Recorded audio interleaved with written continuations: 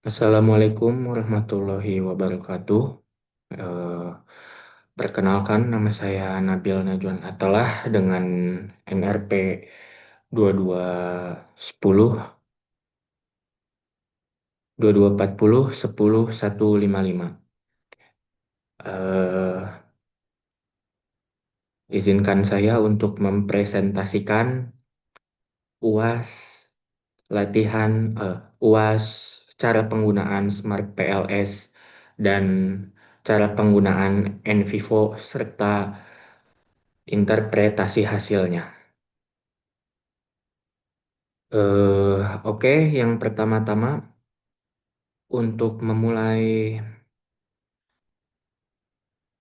pengolahan data di Smart PLS dapat dimulai dengan new project, lalu masukkan namanya.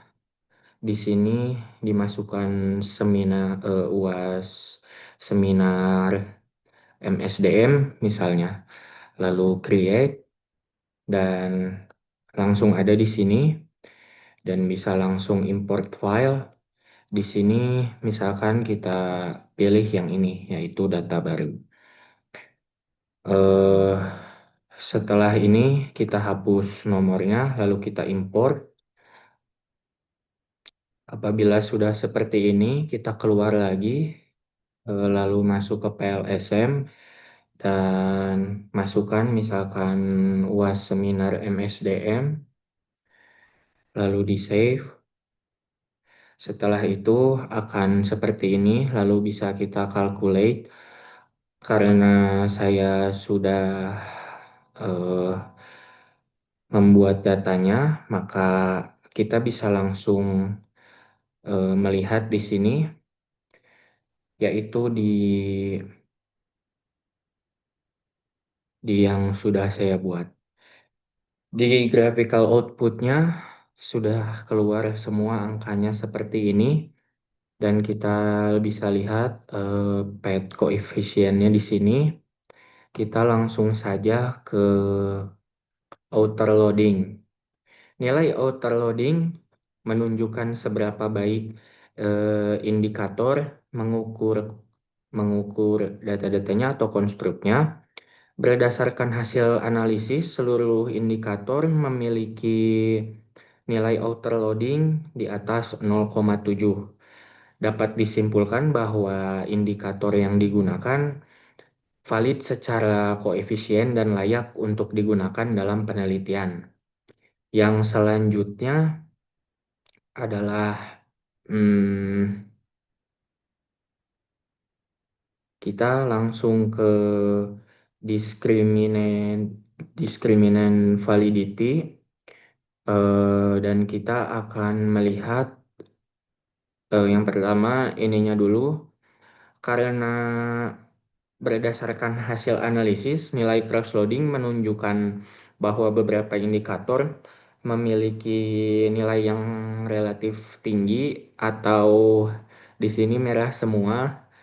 Hal ini menunjukkan bahwa secara cross-loading, diskriminan validity-nya belum sepenuhnya terpenuhi. Eh, dan yang selanjutnya nilai kita bisa lihat nilai cross-loading-nya.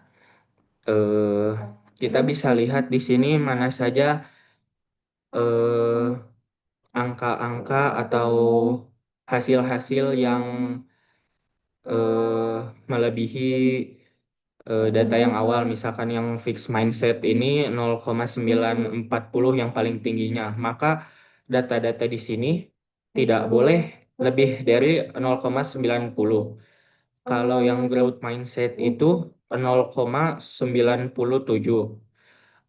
Maka di sini tidak ada yang segitu, dan yang lingkungan kerja ini 0,97, eh, maka tidak ada juga di sini. Dan yang selanjutnya variabel workplace well-being di angka 0,934. Di sini itu ada salah satu variabel yang melebihi melebihi nilai ininya. Jadi data tersebut dapat disimpulkan kurang valid atau tidak valid. Dan yang selanjutnya kita ke construct reliability and validity. Kita bisa buka yang ini. Oh, sebentar. Kita bisa melihat di AVE-nya, hasil data menunjukkan bahwa seluruh hasil lebih dari 0,5, sehingga hasil ini dapat disimpulkan valid atau dapat dinyatakan valid. Selanjutnya di uji reliabilitas atau di composite reliability, seluruh konstruk atau nilai memiliki nilai lebih dari 0,7, bahwa dapat disimpulkan bahwa konstruk reliable dan konsisten. Nah, untuk selanjutnya kita lanjut ke yang bootstrapping. Ke bootstrapping kita langsung bisa lihat di path coefficient. eh, kita bisa melihat T statistiknya atau T tabelnya lebih dari 1,96 dan nilai p-value-nya di bawah 0,1. Hal ini menunjukkan bahwa variabel growth mindset dan fixed mindset berpengaruh terhadap workplace well-being melalui lingkungan kerja, melalui variabel mediasi, yaitu contohnya saya di sini adalah lingkungan kerja. Yang selanjutnya ada specific indirect effect. Kita bisa eh, kita bisa melihat kita bisa melihat nilai tes statistik dan p-value-nya ya. Jadi di sini variabel fixed mindset berpengaruh signifikan dan positif terhadap variabel workplace well-being melalui lingkungan kerja. Dan begitu pula variabel growth mindset. Variabel growth mindset berpengaruh positif dan signifikan terhadap variabel workplace well-being melalui variabel lingkungan kerja atau variabel mediasi. Dan yang selanjutnya eh, kita ini sudah selesai yang Smart PLS. Kita bisa langsung ke Envivo. Hmm, kita buka dulu share screen-nya ke Envivo.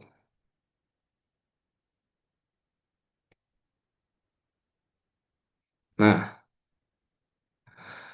untuk tahap awalnya pada Envivo ini, kita bisa membuka di sini file, kita bisa new, new project, dan kita akan eh, membuat project baru. Karena saya di sini sudah membuat projectnya, eh, maka kita akan langsung saja untuk menjelaskan. Untuk tahap awalnya, kita bisa buka transkrip wawancara responden satu dan responden 2. Karena ini hanya contoh, saya hanya membuat 2 responden saja. Di sini bisa kita lihat pertanyaan-pertanyaan yang kita ajukan atau kita tanyakan kepada responden-responden di perusahaan tersebut sesuai dengan indikator atau variabel yang kita teliti. Di sini kita ada hubungan sosial di tempat kerja dan kita bisa lihat di codes. Di codes ini, aduh, agak ini ya loading. Di codes ini saya sudah memasukkan eh, eh, indikator-indikator dalam variabel workplace well-being serta growth mindset. Kita ambil contoh saja hubungan sosial di tempat kerja. Kita bisa langsung ke work frequency atau kita bisa langsung di tadi yang di home kita langsung ke query terus langsung work frequency query result. Kita bisa langsung select item, kita ke codes, langsung pencet yang codes, lalu kita checklist lagi hubungan sosial di tempat kerja, lalu kita oke. Lalu kita di sini bisa langsung run query.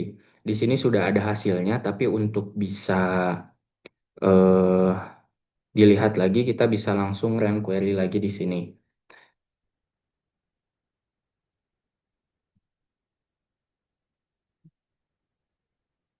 Loading.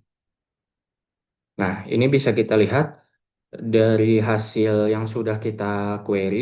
Di sini ada workload-nya, yaitu kita bisa melihat kata-kata yang sudah kita eh, blok yang di sebelumnya yang di codes. Jadi word cloud ini digunakan untuk melihat kata yang paling paling sering muncul di dalam data wawancara atau mengidentifikasi topik awal atau pola bahasa atau eksplorasi data sebelumnya.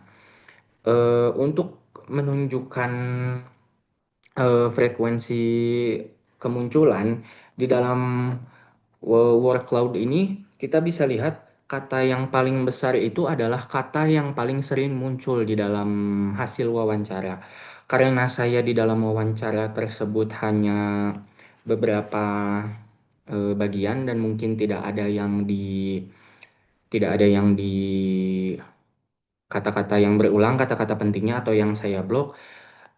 Di sini hanya kata-kata ini saja atau mungkin bisa mendukung dan cukup yang paling sering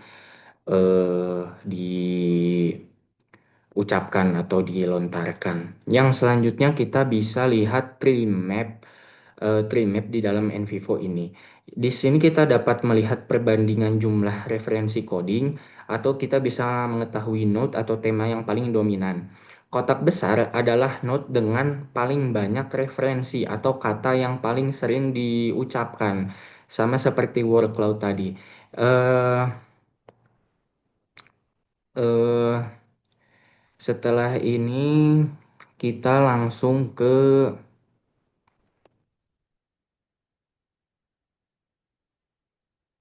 nah, ini dia diagram codingnya. Jadi diagram ini menunjukkan hasil coding wawancara responden satu serta responden 2 menggunakan NVivo dan visualisasi ini digunakan untuk peneliti memahami fokus pembahasan responden, bukan untuk mengukur pengaruh hasil secara kuantitatif. Eh, ini bisa kita masukkan juga di penelitian kita. Kita bisa langsung copy saja dan masukkan ke Word atau semacamnya. Di sini pun kita bisa mengeditnya dan eh, bisa mengedit warna dan lain sebagainya, maksud saya. Dan yang terakhir kita bisa melihat explore diagramnya. Kita tadi ke visual, nanti kita akan langsung bisa melihat explore diagramnya. Jadi diagram ini menunjukkan hubungan antara transkrip wawancara responden satu eh, dan tema-tema hasil coding di NVivo. Yang terdapat kutipan-kutipan wawancara juga yang dalam tema ini. Visualisasi ini juga digunakan untuk membantu peneliti memahami sebaran tema dalam sumber data. Dan fungsi diagram ini adalah untuk memetakan dan merangkum tema-tema yang muncul dalam satu skrip wawancara. Eh, kita langsung balik lagi ke word cloud yang tadi tahap awal saya sudah jelaskan.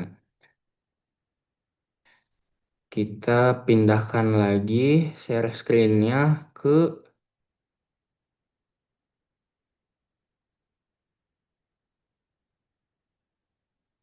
kita pindahkan lagi share screen-nya ke Word. Nah, kita bisa lihat di Word ini. Atau ini adalah interpretasi hasilnya. Karena ini contoh, jadi variabel fixed mindset-nya tidak saya masukkan di dalam penjelasan NVivo ya.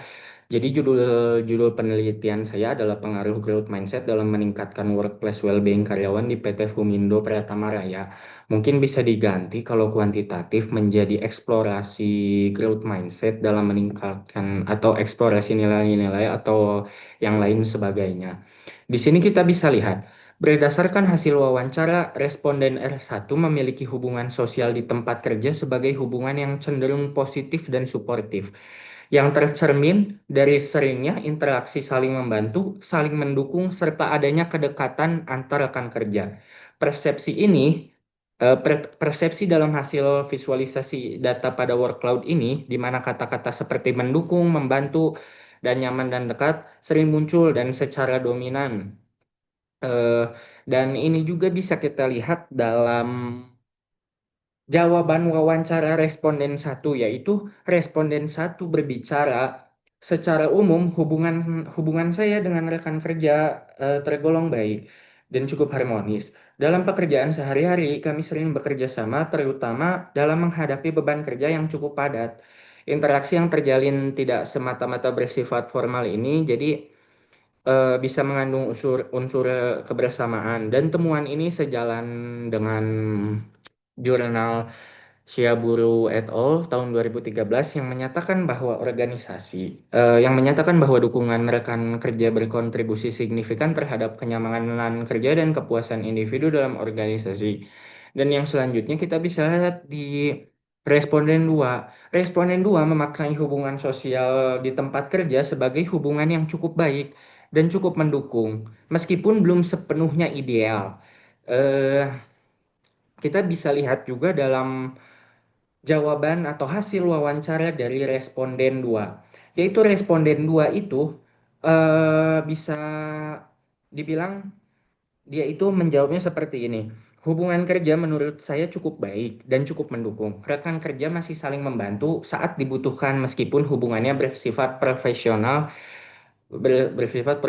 Secara umum kondisi ini membuat saya cukup nyaman dalam bekerja. Ya, jadi hubungan sosial dipersepsikan cukup baik oleh responden 2 menunjukkan bahwa dukungan sosial di tempat kerja bersifat instrumental dibanding afektif. Jadi dalam perspektif workplace well-being, hubungan sosial yang cukup mendukung masih berfungsi sebagai sumber daya psikologikal. Ini agak ini ya bahasanya. Jadi secara keseluruhan wawancara responden 2 menunjukkan bahwa gambar hubungan sosial di tempat kerja telah berjalan cukup efektif dalam mendukung pelaksanaan pekerjaan, namun belum sepenuhnya optimal. Dapat disimpulkan bahwa hasil wawancara responden satu dan responden 2 bahwa hubungan sosial di tempat kerja dipersepsikan sebagai faktor penting yang berkontribusi terhadap kenyamanan workplace well-being. Meskipun berada pada tingkat kualitas yang berbeda, responden satu menunjukkan kualitas hubungan sosial yang tinggi, ditandai dengan interaksi yang suportif, saling membantu, serta adanya kedekatan emosional. Karena kedekatan emosional itu bisa dibilang hal yang sangat penting, bahkan salah satu hal yang penting di atas segalanya. Hubungan sosial juga tidak hanya berfungsi secara instrumental dalam penyelesaian tugas, tetapi juga menjadi sumber dukungan emosional yang menciptakan rasa nyaman, kebersamaan, dan penerimaan sebagai bagian dari tim. Kondisi tersebut mencerminkan iklim kerja yang kondusif sejalan dengan konsep dukungan sosial sebagai job research utama dalam meningkatkan kesejahteraan karyawan.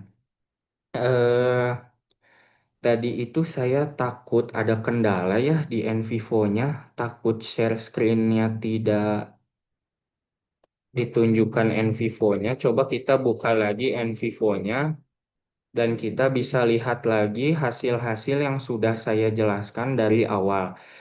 Di sini ada transkrip wawancara responden satu, responden 2. Di sini ada hasil work frequency query resultnya, di sini ada workloadnya, di sini ada tree mapnya yang sudah saya jelaskan tadi, di sini ada cluster analisisnya yang belum saya sebutkan tadi yang lupa.